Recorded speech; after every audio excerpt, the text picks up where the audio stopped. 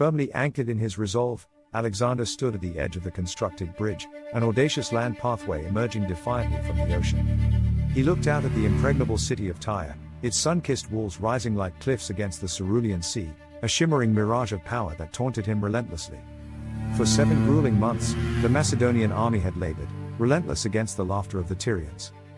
And yet, the mocking echoes of their jeers wrought a growing obsession within him, driving him deeper into the labyrinth of fate. Each dawn brought with it the hope of victory but, also, the torment of failure. The Tyrian defenses appeared unshakable. However, Alexander's singular madness, his determination to forge a path across the waves, derived not just from strategy but from an almost mythological belief in his destiny. He envisioned Heracles, the divine hero, guiding him forth, stirring something primal within his soul. Could it be that the gods were challenging him to rise above mere mortality? Could he indeed reshape the world? As the second bridge took form, the Tyrians unleashed their desperate fury through the ashen skies. The infamous fire ships roared toward the bridge, chaos erupting as they collided with the wooden towers.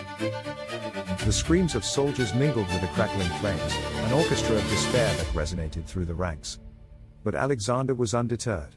Behind his stoic demeanor lay a burning resolve that exceeded the shackles of defeat. He commanded his engineers to rebuild, to refine, to widen, so that they could march across the very ocean that sought to thwart them. To the Tyrians, this was war incarnate.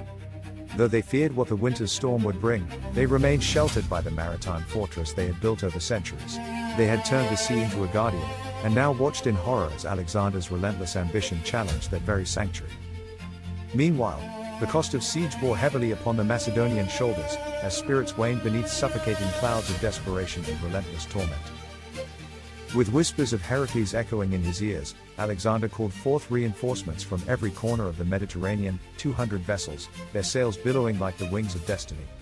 The siege transformed into a closing net, the hope of salvation dwindling for those within the city.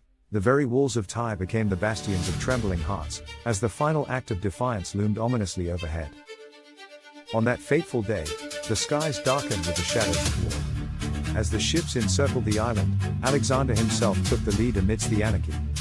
He drew his sword, a symbol of his unyielding spirit, and charged forth onto the wall, calling out to his men, igniting a fire of fury that surged through their veins like lightning. The gates fell open, yet even as they breached the walls, the destruction spiraled into unimagined chaos. As Macedonian soldiers poured into the city, what had begun as a siege transformed into a massacre. Desperation turned into vengeance as the Tyrians, once proud defenders, now faced the fury of their adversaries. 8,000 souls were lost amidst the clamor and chaos, their lives extinguished in a whirlwind of rage, like shadows snuffed out by encroaching darkness. Blood soaked the cobblestones, an echo of the defiant laughter that had once taunted them from atop their mighty walls. But the depths of vengeance had only begun. Beyond the fury, Alexander sought to make a statement that would resonate with future generations. 2,000 men found their fate upon the beach, crucified as a grim testament to the price of disobedience. The air thickened with their cries, like a macabre symphony, each note a reminder of Alexander's grueling pursuit of greatness. Through that horror, one might wonder, at what cost does greatness come? As the flames consumed Tyre, a question lingered. Was this relentless quest for supremacy worth the silence that followed? Silence, it seemed, had become the ghost of ambition, echoing through the ruins of a fallen city. What lay in the aftermath was not mere victory but a haunting legacy, a reminder that even the greatest of men must grapple with the shadows of their choices. In the fiery destruction, amidst the ashes of the once proud city, one must reflect on the cost of such ambition. Did power come with a soul, or was it a burden that claimed the heart? As silence enveloped the land, the truth remained: conquerors may reshape the earth, but they too are bound by the weight of their own humanity.